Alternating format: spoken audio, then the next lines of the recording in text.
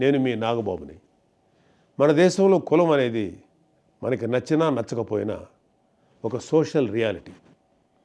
కులరహిత సమాజం కోరుకోవటం ఒక ideal thought. అది చాలా ఉన్నతమైన ఆలోచన. మనం గుర్రం జాషువా గారు చెప్పిన విశ్వనరుడు అనే పరిణితి అందరికీ వచ్చిన రోజు మనకు అసలు రాజకీయ పార్టీలు అవసరమే లేదు.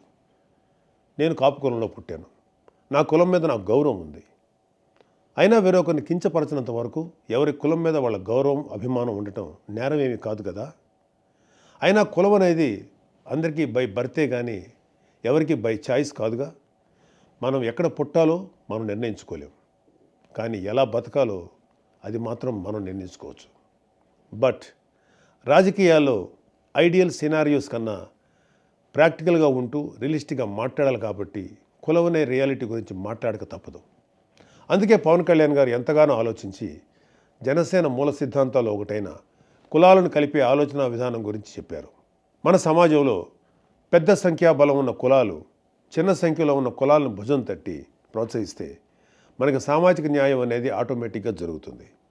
అందుకే కళ్యాణ్ గారు ఒక మాట అన్నారు, రాష్ట్రంలో అధిక శాతం జనాభా ఉన్న కాపులు ఒక పెద్దన్న పాత్ర పోషించాలి అని. దీనికి మంచి ఉదాహరణ మొన్న జనసేన పార్టీ పోటీ చేసిన అనకాపల్లి అసెంబ్లీ సీటు. అక్కడ 40% కాపులు ఉన్నా కూడా జనసేన ఆ సీటుని ఒక బీసీ సోదరుడైన గౌర సామాజిక వర్గానికి చెందిన శ్రీ కొణతాల రామకృష్ణ గారికి ఇచ్చింది. కళ్యాణ్ గారు చెప్పినట్లుగానే కాపులు గౌరలు కలిసిమెలిసి పనిచేసి ఆ సీటుని గెలిపించుకున్నారు. అసలు జనసేన మీద కులముద్ర వేసి విషం చిమ్ముదామని చూసి ఎవరైనా ఈ ఒక్క ప్రశ్నకు సమాధానం చెప్పగలరా? 40% కాపులు ఉన్న నియోజకవర్గంలో 20% ఉన్న గౌరవ సోదరులకు టికెట్ ఎందుకు ఇచ్చాం? అలాగే విశాఖపట్నం సౌత్లో కూడా కుల సమీకరణాలు పక్కన పెట్టి బీసీ యాదవ సోదరుడికి సీట్ ఎందుకు ఇచ్చాం? ఎందుకంటే మేము కులాలను కలుపుతూ ముందుకు వెళ్ళాలి అని మనసా వాచా కర్మణ నమ్మేవాళ్ళం కాబట్టి. కళ్యాణ్ గారి సిద్ధాంతాలను జనం కూడా నమ్మారు కాబట్టి వైజాగ్ సౌత్లో జనసేన అభ్యర్థి వంశీకృష్ణ యాదవ్ గారికి రాష్ట్రంలోనే అత్యధిక శాతం ఓట్లు వచ్చాయి. ఎందుకంటే ప్రూఫ్ ఇంకేం అవసరం లేదు. అయినా వైసీపీలోని నాయకులకి ఒక మునిశాపం ఉంది. వాళ్ళు నిజం మాట్లాడితే తల 1000 ముక్కలై చస్తారు. నోరు విప్పితే చాలు అబద్ధాలు, లేదంటే బూతులు. ఈ 2 తప్ప ఏమీ రావు వాళ్ళకి.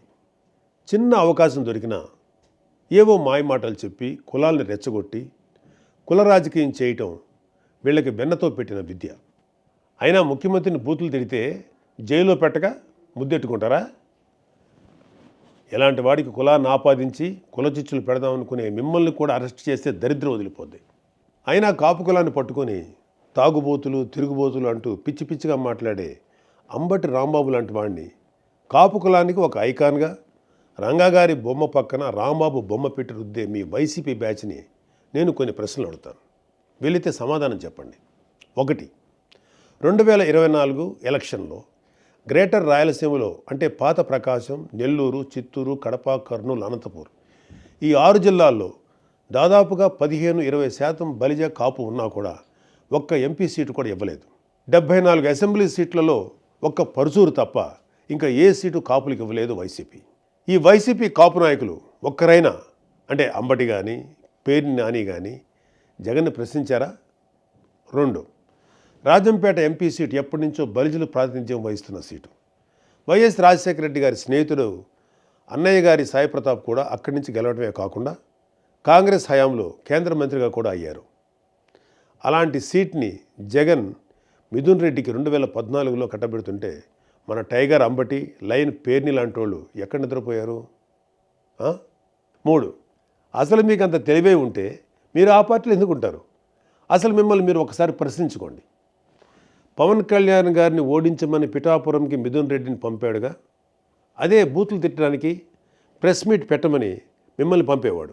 నిజంగా మీకు బుర్రే ఉంటే మనల్ని ఎందుకు పంపుతున్నాడు, మిథున్ రెడ్డిని పంపొచ్చుగా అనేనా ఆలోచించేవాళ్ళు. 4.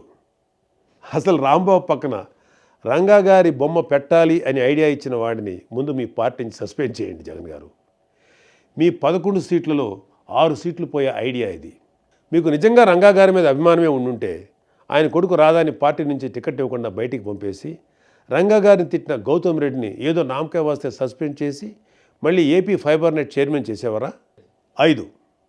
అసలు మేము కాపులమని చెప్పుకుంటూ వైసీపీకి సపోర్ట్ చేసే కాపులకి ఒకటే చెప్తున్నా, కాపు నేస్తం లాంటి స్కీమ్స్ కూడా వైఎస్ఆర్ పేరు పెట్టినప్పుడు ఏం జగనన్నా మీ నాయనకి మా కులానికి ఏంటి సంబంధం?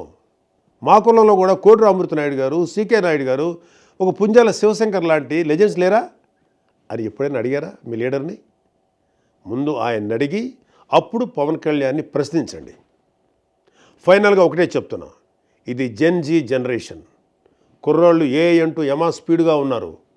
మీరు ఇంకా రాంబాబు అంటూ రాజనాల కాలం నాటి రాజకీయం చేస్తామంటే మీకు నెక్స్ట్ టైం ఈ 11 కూడా రావు. ఆలోచించుకోండి. జై హింద్.